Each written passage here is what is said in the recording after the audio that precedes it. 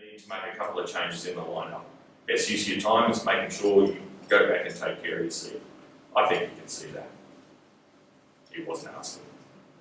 And there was no point saying that my seat couldn't get much safer. There was no national story on my demise. There are a couple of stories in the works. Some sub-editor read the story, thought about it, and decided my career wasn't worth an obituary. The only plus is that if they're not paying attention to your whole career, they're not writing about other stuff. They don't report. Like I said, before I blew myself up, I was feeling pretty good. Feeling like people were paying attention. Like I was building to something, going somewhere. I was always in Parliament, on a plane somewhere, anywhere, but with my family, my wife. And someone's paying attention. Someone bright, young. That's flattering, tempting. Not that I did actually. That's exactly what I did. Over time, you develop a professional radar. You're hyper wary. Who am I talking to? Who's watching? What am I committing to? Apart from that one catastrophic brain snap on radio, the radar doesn't switch off until you introduce sex. And then the bloody thing just shorts out. Not for long, but long enough. The details are nobody's business. To be fair to the press gallery, you don't usually report political infidelities. It's not like we're footballers or corporate CEOs. I have a conscience. Well, at least enough of one to make me feel like crap every day since. Just not enough to have stopped me going here in the first place. Balance between how good it makes you feel in the moment and how bad it makes you feel out of the moment eventually tips. It's a distraction that just keeps getting bigger. Fear of getting caught, worry that she's going to go past infatuation to love, worry about getting pregnant. Fear that your colleagues will find out.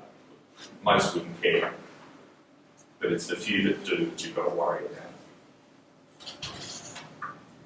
So on top of my very, very little fall from political grace, it was enough. At the end of one exhausting week of failure, guilt and travel, I'm on my way home. Cold and heavy. Everyone was glad to see me. Nice family hug at the door, dinner. Put the kids to bed. And she knows something up. This time I'm not trying to hide it. I'm sure I look like shit. I told her. Shock. Disbelief. Tears. Endless apologies. Then questions and anger. Funny part was how quiet it was. I wasn't expecting that. She kept her voice down for the kids. I guess we didn't want to leak the news until we knew what to do next. She cried quietly. I cried. I won't cry for you. I won't cry for anyone else who always thought that crying was fucking weak. It was weak then. Not that I wasn't sorry, but it was more about self-pity. I was taught that confession is good for the soul. Between you and your God, maybe. Between you and your wife, and you're laying ruin to your marriage and her life, it's an act of bastardry. We're still together. I don't know for how long. If she had left that night, it would have been what I deserved. She always lived for me, sacrificed for me. Now she's building her own life, doing what she has to do. She might forgive me. The kids noticed. You did notice. I was packing for a sitting with them. Elsa came in and just stood by the cases I packed, all big eyes and worry. When I was done packing, she padded over and gave me a hug. She might have been crying after I put her to bed. She never said anything. Veni, vedi, vici. I came, I saw her comment. I did. I just don't know for the Latin for I came, I saw, I sat on a committee, achieved nothing, and retired away. Was it worth it? Was it worth anything? Look, I'm smart. I am smart. I worked my arse off. And two mistakes.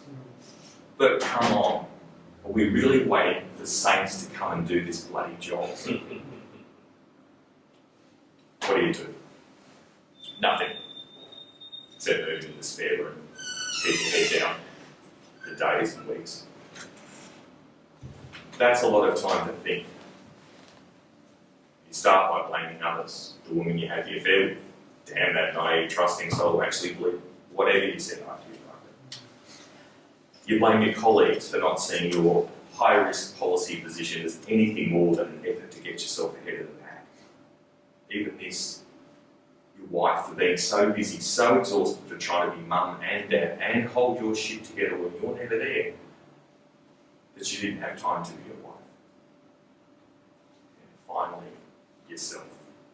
Not always a given, but eventually I did. A lot of people in politics will tell you about Abraham Lincoln. Hard life, enormous struggle, fought a civil war, patched his country back together, and went on to declare that all persons being held as slaves were then, thenceforth, and forever free. Stirring stuff. Not really from around here. I thought about us 50 years ago. 50 years ago, if you were sick, there was no guarantee of access to a hospital. If you didn't have the means, you had to put your hope in charity. 50 years ago, if you were born with or suffered a disability, guarantee of a lifetime of care and the dignity that upholds was a lottery, not a right. 50 years ago, if you were Aboriginal, you weren't even counted as Australian. But we changed. No civil war, just politics. We criticise ourselves for never having had great leaders.